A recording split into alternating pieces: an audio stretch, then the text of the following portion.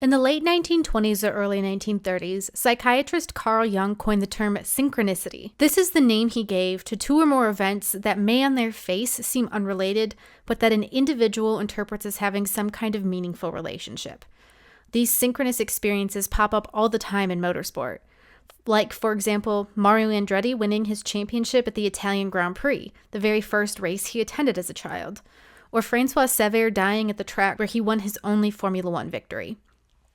Synchronicity can take on religious connotations for some people, but for others it manifests as superstition. And today, on Deadly Passions, Terrible Joys, we're going to explore the life of Alberto Ascari, who was perhaps the most superstitious racing driver of all time. Ascari's life was peppered with meaningful symbols, numerical repetition, and a deep, abiding deference to the seemingly inarticulate forces that guided him through his career. Today, we'll trace the similarities between his death and that of his father in order to understand the complex ways that superstition and synchronicity have manifested in motorsport. Motorsport isn't just about fast cars and daredevil drivers.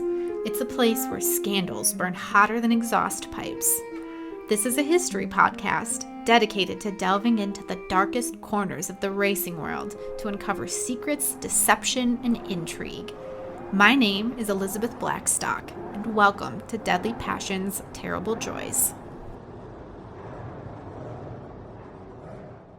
The story of Alberto Ascari begins with his father, Antonio.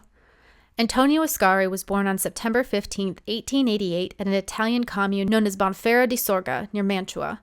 One of 9 children born to a wheat salesman, Ascari was thrown out of school early after attempting to set his sleeping teacher's beard on fire, which forced him into a career as a bicycle welder at a blacksmith's forge. Through his work, he came to know some of the biggest names in bicycle racing at the time, including the Nuvolari brothers. Adept with both his hands and his quick wit, Antonio Ascari soon moved out to the country to service newly introduced agricultural machinery before moving to Milan, where he earned a role as a manager of the repairs department for a small automobile manufacturer called De Vecchi. He was so skilled in that role that when he was just 22 years old, he was invited to set up a De Vecchi agency in Brazil. Ascari brought his brother Amedeo with him on the international adventure, but their excursion came to an early end when Amedeo died of yellow fever. Heartbroken by the loss of his beloved sibling, Antonio Ascari sold everything and returned to Milan, where he prepped a De Vecchi to compete in a 6-day-long reliability trial with his close friend Ugo Sofocci. The reliability trial ended in a retirement, and not long after, World War I swept through Europe and brought motorsport to an end. Antonio Ascari started the war repairing government airplanes and ended it by setting up a dealership for a newly formed automaker named Alfa Romeo. The dealership quickly became one of the largest in Italy, and by the time Antonio Ascari's first child was born, the family was well set up to live a comfortable life. That child, born on June 13, 1918, was named Alberto, and he'll come to be the topic of this episode. But before we get there, I do really want to sketch a picture of his father's racing career, such as it was. Antonio Ascari's first professional race in 1919 at the Parma to Poggio de Bercetto hill climb, where he triumphed over 9 competitors, including a young man named Enzo Ferrari, saw him take his first victory. At 31 years of age, Antonio Ascari had it all: a flourishing business, a growing family, and a rapidly evolving racing career. And after a win in the consummate hill climb and an impressive performance in the 1919 Targa Florio that unfortunately did end with a slide into a deep ravine, Alfa Romeo had seen more than enough. It wanted Ascari on its team, not just to race, but to sell its cars and to help develop its latest racer, the Alfa Romeo ES Sport. What followed was a few years of uninspiring performances that finally abated in 1923, when Ascari finished second in the Targa Florio after leading much of the race, only to see his car break down just before the finish. A month later, at Cremona, he won his first Grand Prix, and he was also entered in the 1923 Italian Grand Prix at Monza, where Alfa Romeo's new P1 would make its debut. That 2-liter 6-cylinder race car was immensely powerful, but dangerously so. During practice for the race at Monza, Ascari's teammate Sofocci was killed in a crash, and the Alfa team withdrew from the race and scrapped the P1 immediately. Alfa Romeo tried again, and in 1924, its P2 carried Antonio Ascari to a flag-to-flag victory at the Italian Grand Prix, during which time he crushed several world records for average speeds and fastest laps. It seemed to set a strong tone for the following year, which would be the first to introduce the World Manufacturers' Championship. In that championship, manufacturers, not drivers, would be awarded a prize for performing better than the competition during the course of a few European races. And at the first European Grand Prix of the year in Belgium, Ascari took yet another victory, albeit a slightly hollow one. Only 7 drivers turned up to compete at the massive Spa-Francorchamps track, and by the end of the race, only the Alfa Romeo teammates of Ascari and Giuseppe Campari remained on the track. Ascari won unchallenged with a gap of 21 minutes and 58 seconds to his teammate. Even though the race left a lot to be desired in terms of participation, it did give the Alfa factory some motivation heading into the next event for the championship, the French Grand Prix at Montlhéry. It was there that disaster struck. According to Kevin Desmond, author of The Man with Two Shadows, Antonio Ascari left his family on Friday, July 17th, an unlucky day of the week paired with an unlucky number, with a sense of foreboding weighing him down. At night, revelers prevented him from sleeping, and at Montlhéry, he grew more and more concerned with the fence that lined the circuit. Wooden posts were haphazardly stuck into the earth, strung along with wire. The circuit presents difficulties and hazards that are useful to neither men nor machines, Ascari allegedly said at the time. Along only 2 stretches and up on that splendid banked section can you do anything approaching 124 miles per hour. For the remainder of the track, you must slow down and be very careful that you don't go off the track. That whole weekend, Ascari seemed off. One of his friends was killed during practice, and rather than head back to the hotel after the pre-race preparations were through, he lingered in the garage, watching his mechanic work on the car. When he woke up on race day morning, he headed to the track, unshaven and wearing sandals, anxious to get the whole affair over with. The green flag flew at 8 a.m., and Ascari launched into the lead straight away. He built up an impressive lead of 7 minutes, but during his fuel stop, he was apparently anxious to get back on track and wrap up his victory. Then it started to rain. Ascari did indeed slacken his pace, but not enough for the conditions. On lap 23, Antonio Ascari crashed. Speeding off a straight toward a corner at high speed, Ascari's rear wheel grazed one of the fence posts that had so bothered him in the build-up to the race. At over 100 miles per hour, it was enough to send the Alfa Romeo into a skid that dragged more of the fence down with it, forcing the P2 into a somersault that crushed Ascari underneath. Still conscious, Ascari attempted to free himself from the wreckage with little success. His right leg had been almost completely severed, and the other was badly broken. Paired with a broken arm and serious blows to the head, it would have been a miracle had he managed to drag himself loose. Fans and mechanics near the scene tried to stanch the bleeding, but the official medical car took over a half an hour to arrive to the scene of the accident. It isn't clear if they'd just assumed the crash wasn't too bad, but Kevin Desmond reports that the doctor in the ambulance was horrified by what he ended up seeing. As Ascari was bundled into the car, the doctor ordered his severed leg to be immediately amputated, and that ambulance should take him directly to Paris. They didn't make it far before Ascari took his final shuddering breath. The ambulance turned back to the track, unsure of what to do. At some point during the race, Alfa Romeo personnel learned what happened to their team leader, and they retired in Ascari's honor. The first and second place drivers, Robert Benoit and Albert Divo, laid their victory garlands at the site of Ascari's accident, while the mourning had already begun. French race fans paid their respects to Ascari at a villa near the track that Alfa Romeo had been using for the weekend. After a church service, his body was taken by train back to Alfa's headquarters, where a mortuary room had been assembled for all of Italy to mourn. Thousands of Italian fans joined the funeral procession as Antonio Ascari was shuffled to his final resting place. His son Alberto was just 7 years old as he sealed his father away in the family mausoleum. 13 days before, Antonio had celebrated his birthday.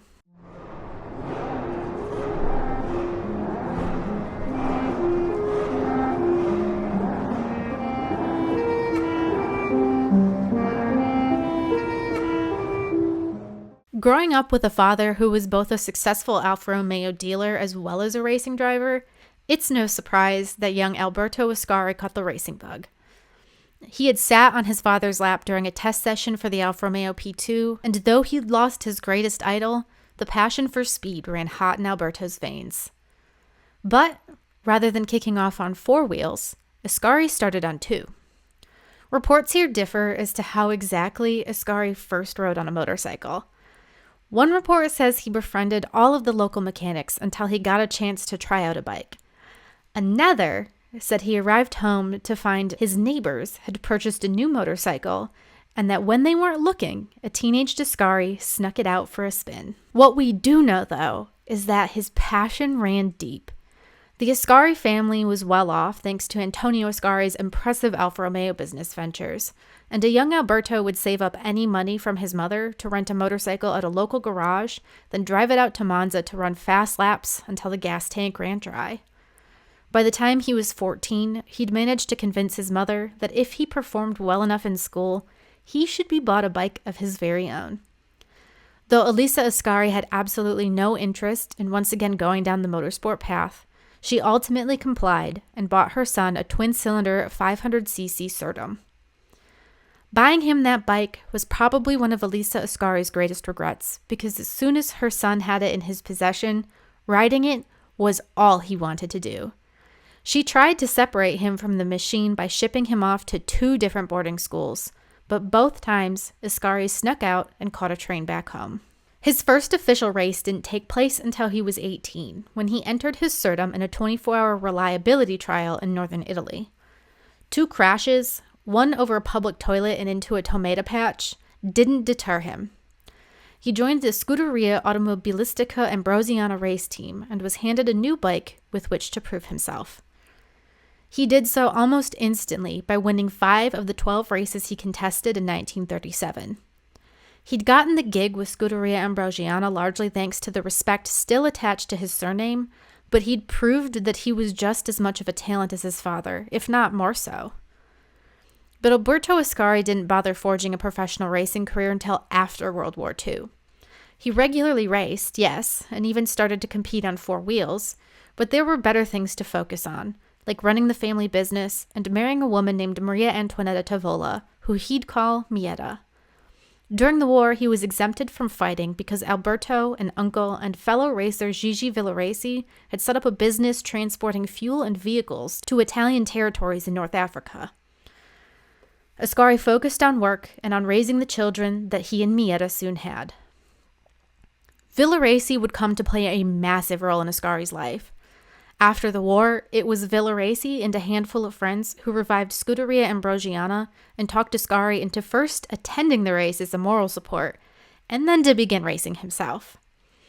In 1947, the son of the unforgettable ace Antonio Ascari, then 28 years old, was invited to compete in a handful of races in Egypt.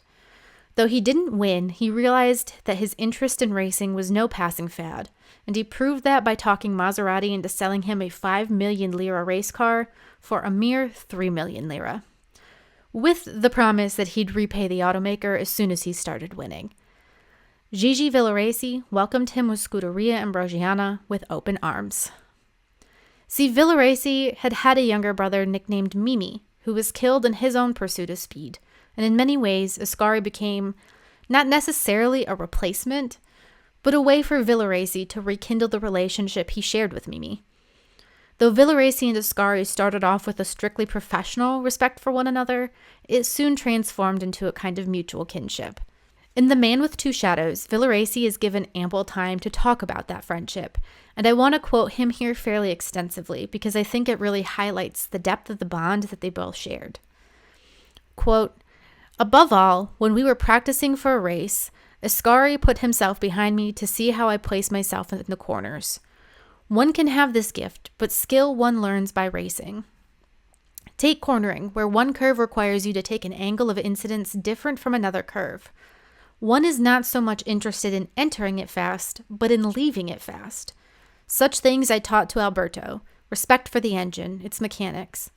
Often we chatted and exchanged just about every idea that can be exchanged.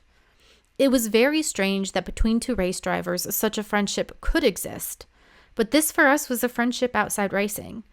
Up until the starter's flag, we were the greatest friends in the world, each one with scruples as regards the other. But during the race, both of us did everything in our power to beat the other. Whoever won did so because he had performed better. We existed on this single principle. Whoever was in the lead after 40 laps of a 50-lap race must be left alone. We did this because it was stupid to flog the two cars. Better to respect them.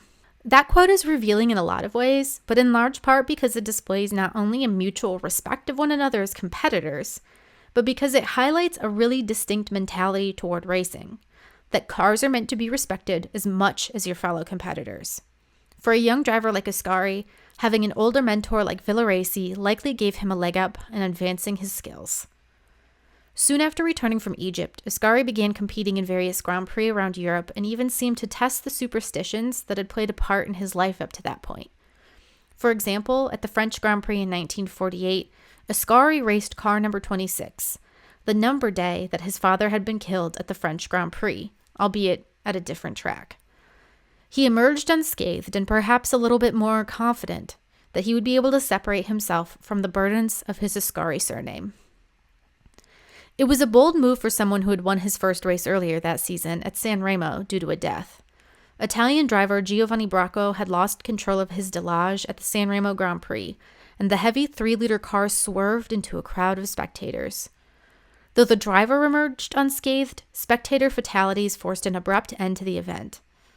Because Ascari was leading at the time, he was named the victor, but he could hardly celebrate that kind of victory. Nevertheless, it was the start of a promising racing career, one that launched Ascari into the annals of history. In 1949, he joined Scuderia Ferrari and took a series of Grand Prix victories on top of a win at Silverstone for an international trophy race. In 1950, at the start of the first ever Formula One World Championship, he joined mentor Gigi Villaraci as a driver for Ferrari's works team. Even though Ascari had already won European and Italian championships, he found it hard to string together enough strong results to secure the coveted World Championship title. Alfa Romeo had turned up to the series with its 158, a car that proved dominant for the first 2 years of F1. That car earned first Nino Farina, then Juan Manuel Fangio, a title. In 1952, in order to keep manufacturers involved in F1, the sport decided to run under the much looser Formula 2 regulations. It was a late call designed to stop Alfa Romeo from leaving F1, and it meant that only one team had the resources and the time to build a car specifically for those new regulations: Scuderia Ferrari. But that year, Alberto Ascari decided to skip the first race of the year, the Swiss Grand Prix. Instead, he jetted off to America, where he attempted the Indianapolis 500 with a 4.5-liter Ferrari. At that time, Indy technically counted toward the F1 championship, but Ascari would be the only European driver who ever bothered to attempt it. He lasted 40 laps in the race before a rear wheel collapse forced him into an ignominious retirement. It didn't set the tone for his season, though, because back in Europe, Ascari was unstoppable. In the 6th Grand Prix remaining in 1952, Ascari won every single one. He scored the fastest lap at every single one, and he qualified on pole for all but one race, the British Grand Prix, when inaugural F1 champion Nino Farina and Ascari set the exact same lap time. Farina was only handed pole position because he'd set that lap time first.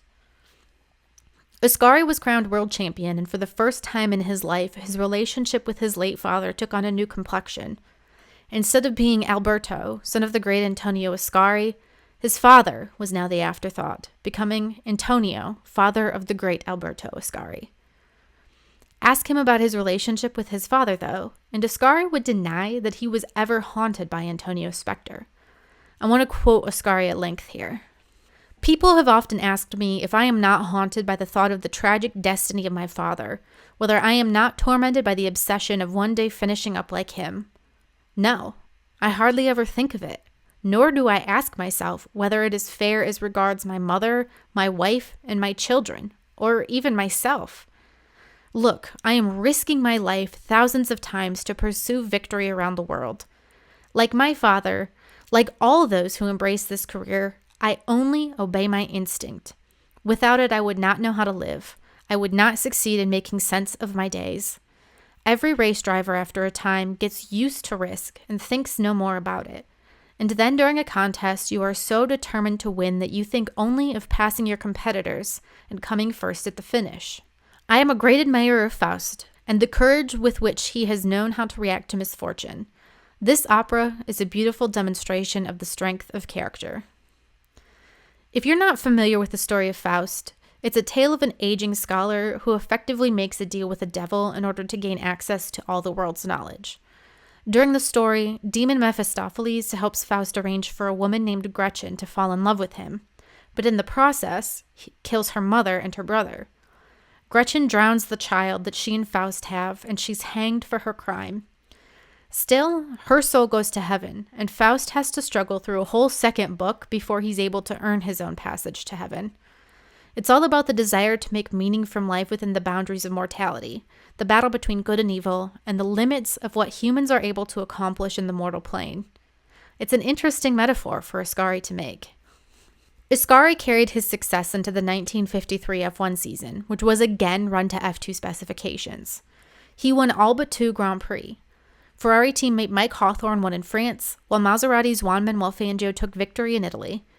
The dominance meant Ascari was crowned world champion once again, the first back-to-back champion in F1 history, and the only back-to-back champion for Ferrari until Michael Schumacher.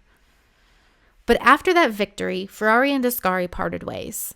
As Ascari explained it, Enzo Ferrari demanded Ascari sign a contract at the end of 1953, but Ascari was hoping to have an opportunity to negotiate a better salary.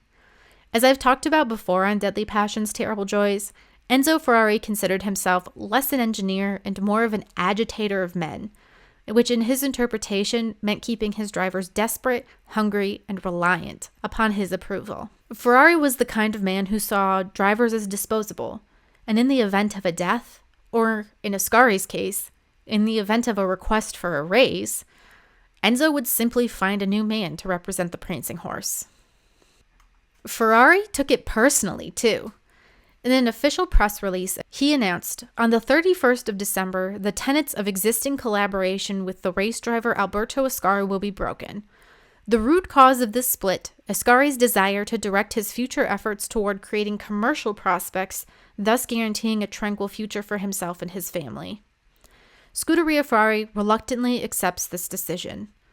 Although, understanding the logic of his ambitions, which collaborated with him to the extent of 2 world championships, Ferrari is aggrieved that they were not able to offer, now and in the future, what other companies obviously could to the world champion. And so, heading into the 1954 F1 season, Alberto Ascari found himself unemployed, and his options were slim. He wanted to race for an Italian team, so joining Mercedes was out of the question. Alfa Romeo was a no-go because it was the marque that had killed his father. Instead, he and Gigi Villaraci headed off to Turin to negotiate a deal with Lancia. On January 1st, 1954, Lancia released a press release of its own to announce that both Ascari and Villaraci had joined its team. The only problem was that Lancia didn't have a car. The D50 wouldn't make its debut until the final race of the year, the Spanish Grand Prix, and it did so in style by taking pole position, even if it didn't end up finishing the race. While he waited, Ascari was granted dispensation from Lancia to pick up guest drives at Ferrari and Maserati and to compete in endurance races. The whole season could have seemed like a mistake had it not been for Ascari's promising start to 1955. In 2 non-championship events ahead of the F1 season, Ascari took stunning victories over the almighty Mercedes team. Unfortunately, by the time the World Championship actually kicked off, Lancia's luck had worn out. Ascari retired from the season-opening Argentine Grand Prix with brake failure. He was able to secure another win at the Naples Grand Prix, but that win would be his last. Then came Monaco.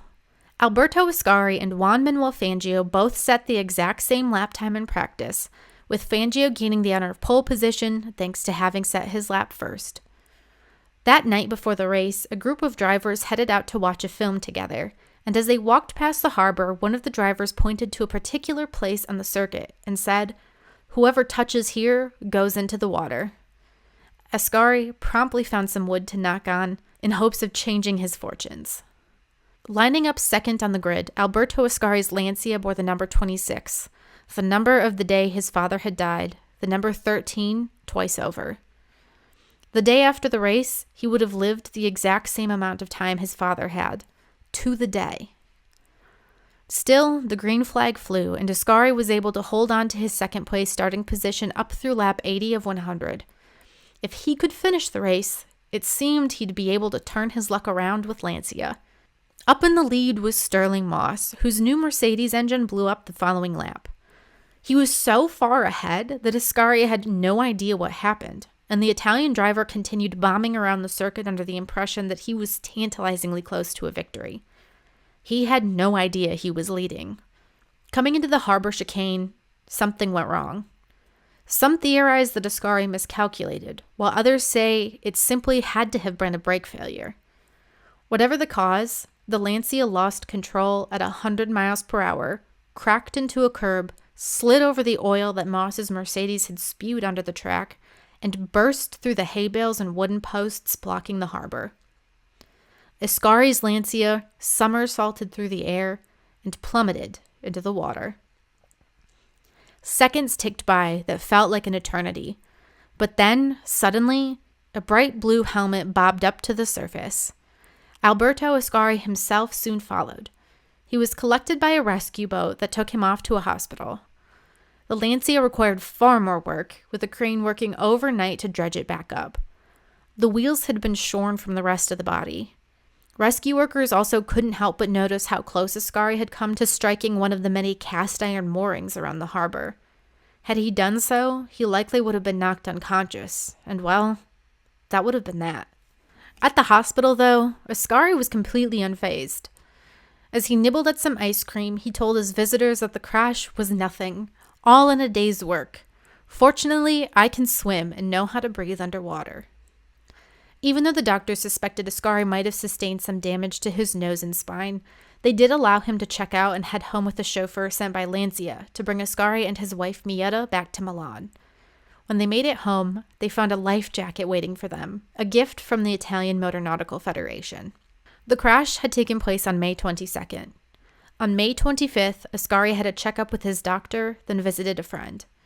He asked that friend to drive him home, citing some irritation with his leg, and mused about how the following day he was thinking about heading off to Monza. Scuderia Ferrari was doing some testing up there with a new car he was slated to race the next week. He thought he might go see how his co-driver was faring. That was Alberto Ascari's final day alive.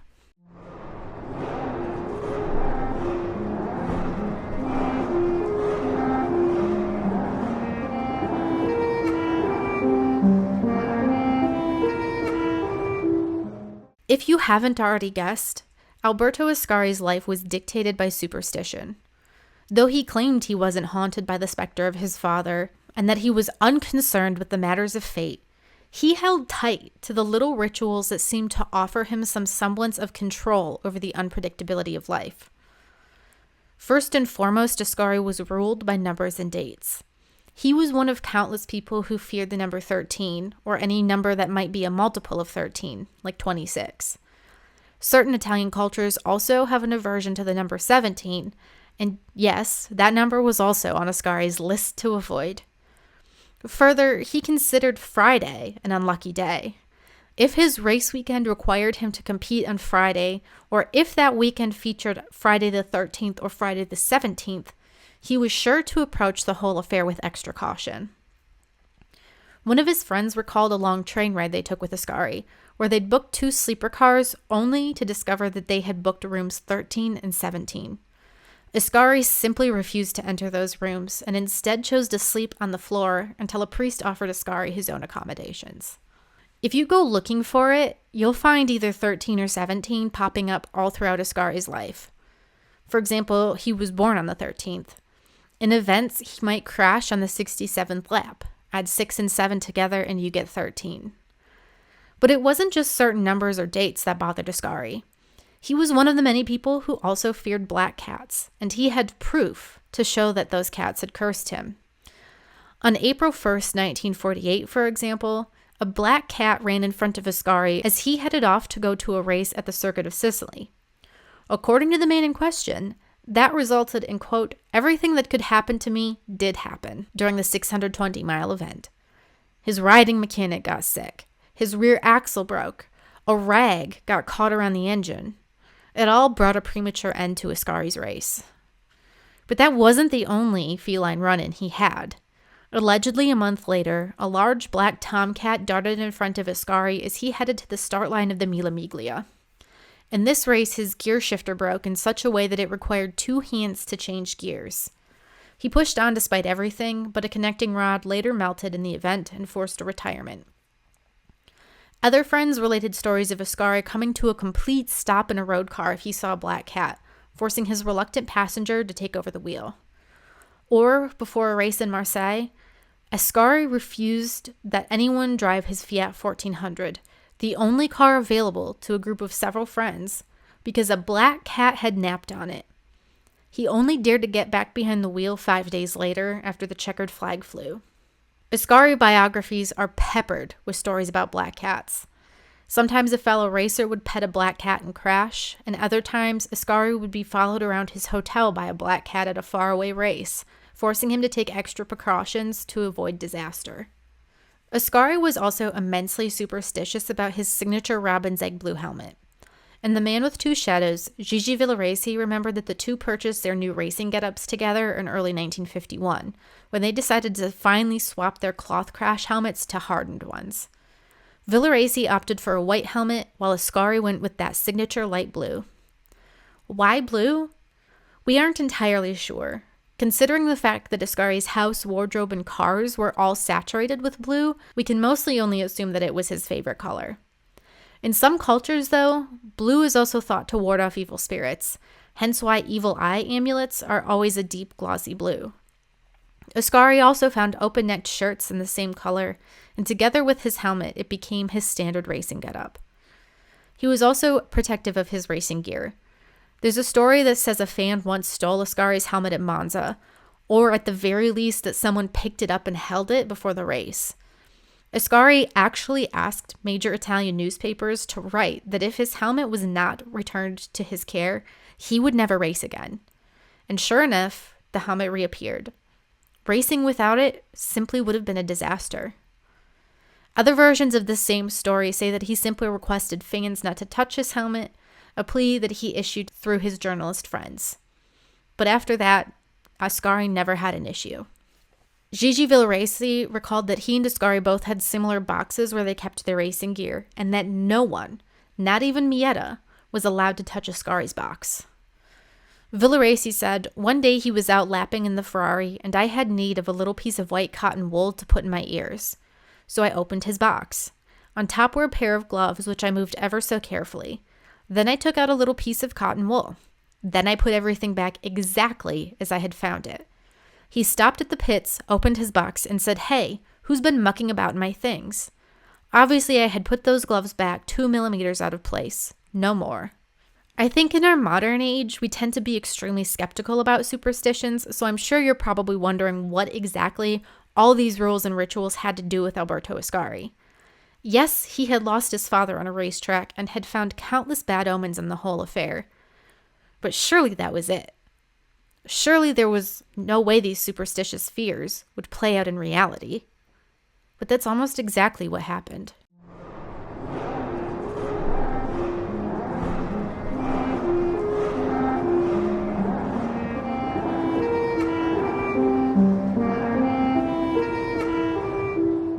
When Alberto Ascari turned 36 years old, he did so with the same sense of foreboding you or I might feel looking up to find a funnel cloud forming in the sky. It was the age at which his father had been killed, and Ascari confided to his loved ones that something just didn't sit right with him. So much of his life had taken place in the shadow of his father.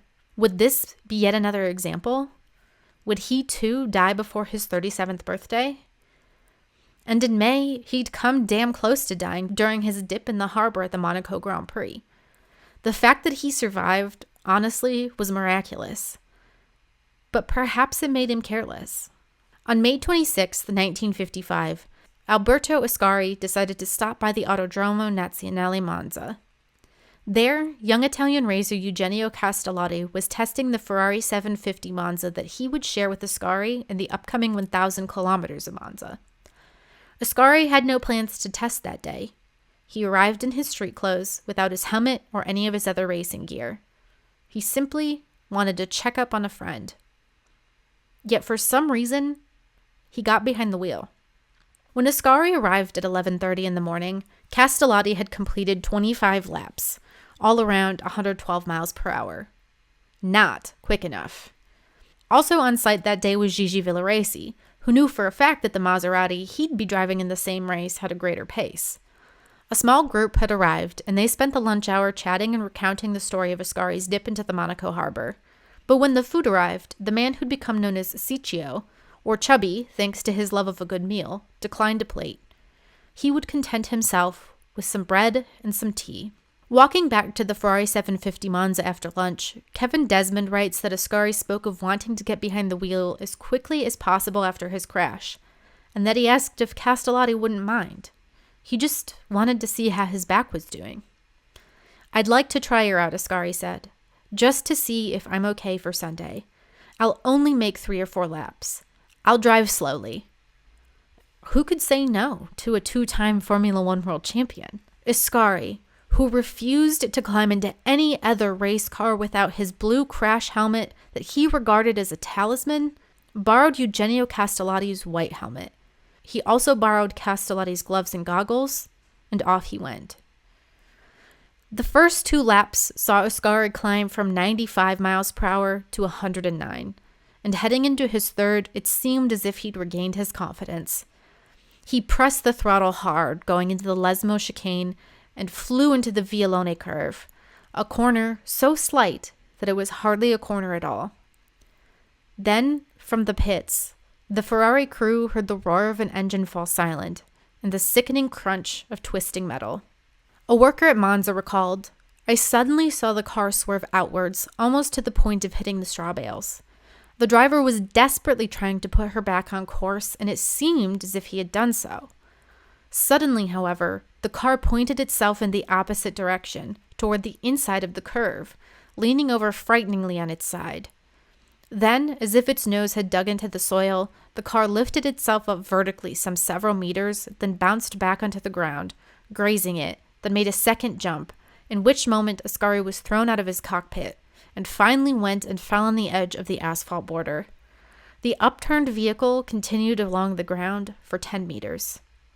By the time the group in the pits reached Ascari, the champion lay 30 feet from his car, unconscious and covered in blood.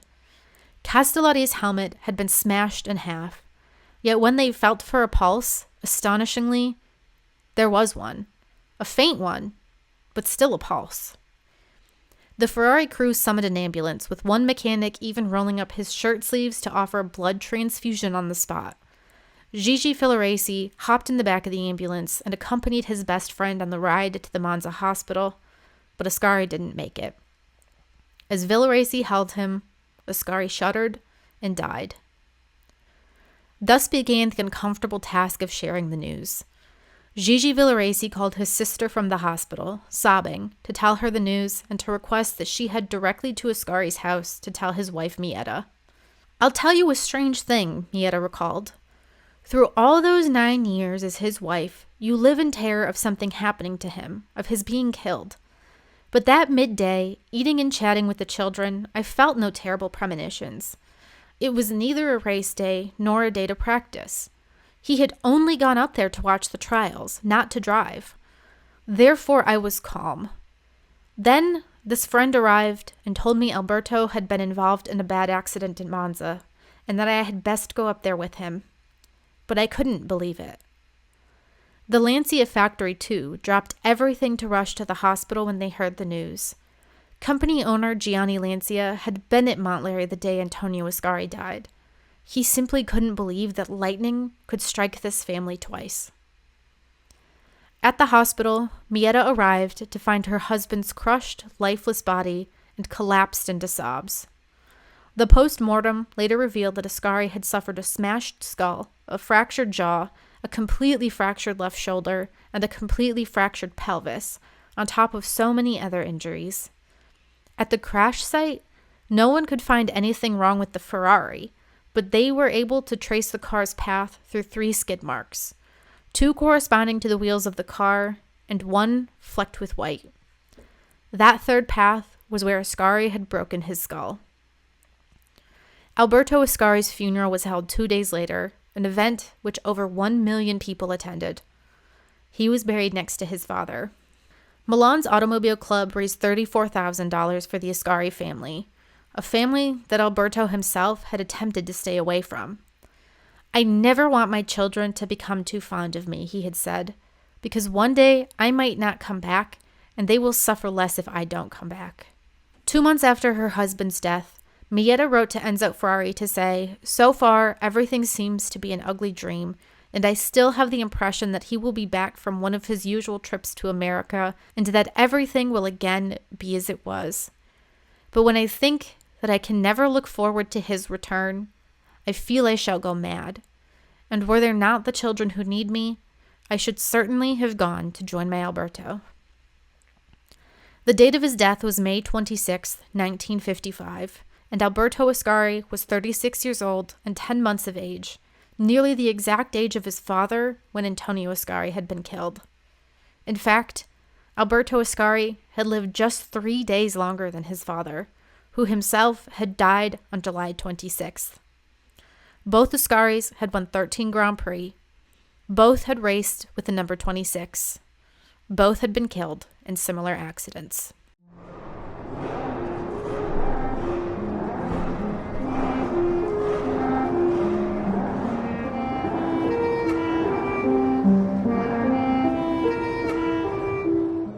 If you ask a group of 10 people if they believe in synchronicity or superstition, there's a good chance you'll find a diverse set of responses. Somewhere between 2 and 4 people in that group will admit to believing that there's some kind of otherworldly force that guides their life, or that there are certain symbols or colors or numbers that have come to take on a deep meaning in the context of their existence. Keep asking, and you'll probably find that most people in the group can pinpoint at least one moment of synchronicity in their lives, but they'll probably also have a logical explanation for why that happened. In the first half of the 20th century, an intoxicating cocktail of increasing speeds, masculine attitudes, and only partially understood technologies meant that the act of racing was supremely dangerous.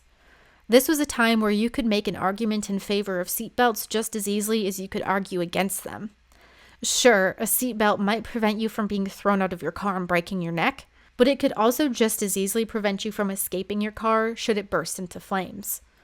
Both possibilities were highly likely, but going into a race, it would be impossible to predict the ideal course of action until it was too late.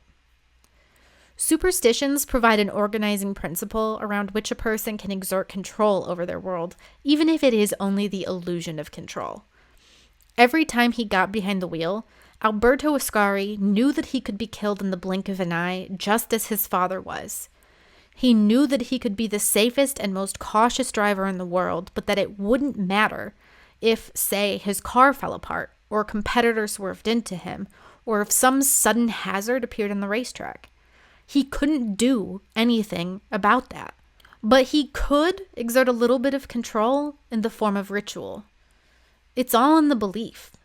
Superstition became a coping mechanism for the unpredictability, chaos, and anxiety of motorsport by giving you something you could control.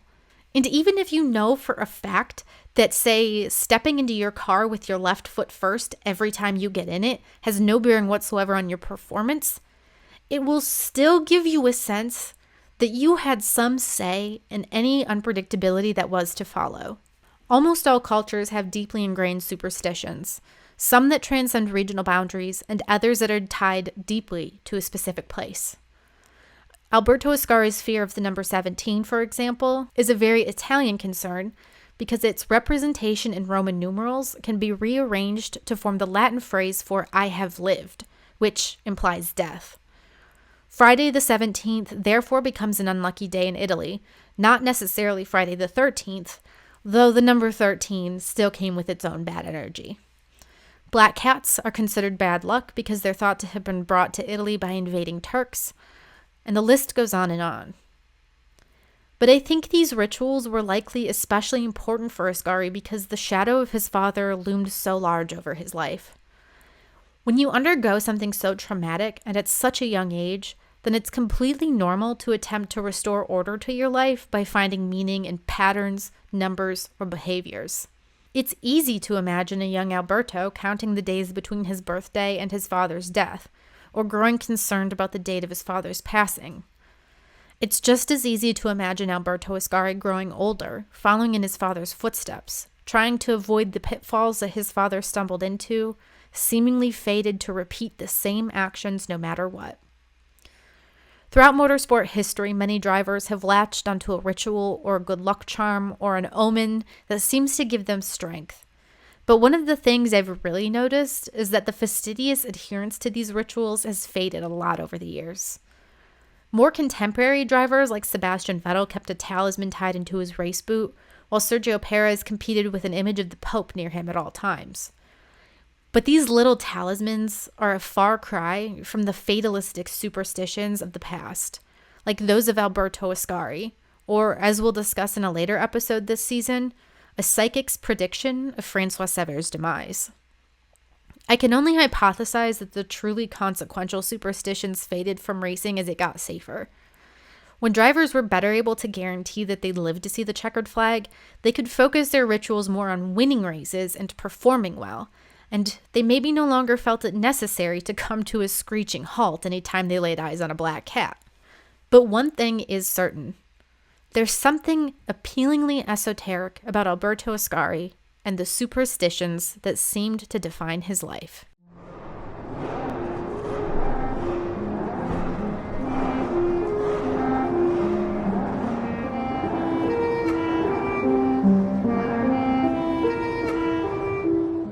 Thank you so much for tuning into this episode of Deadly Passions, Terrible Joys. In the next one, we are going to explore a plane crash that killed multiple members of the United States Auto Club to understand how that tragedy impacted American open-wheel racing's fractious split. If you enjoyed this episode, please subscribe to the show, give it a rating, and leave a review. And if you're hungry for more, don't forget to check out the DPTJ Substack. Finally, if you have further questions, sponsorship opportunities, or you just want to reach out to say hello, I have an email for that. deadlypassionsterriblejoys@gmail.com.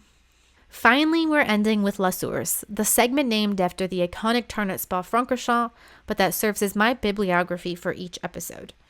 It's important to me to be able to cite regularly and accurately, so I'm giving a shout out to some of the most influential sources at the end of each show. You can also find my full list of sources in the episode description. This week, my two primary sources are Alberto Ascari biographies.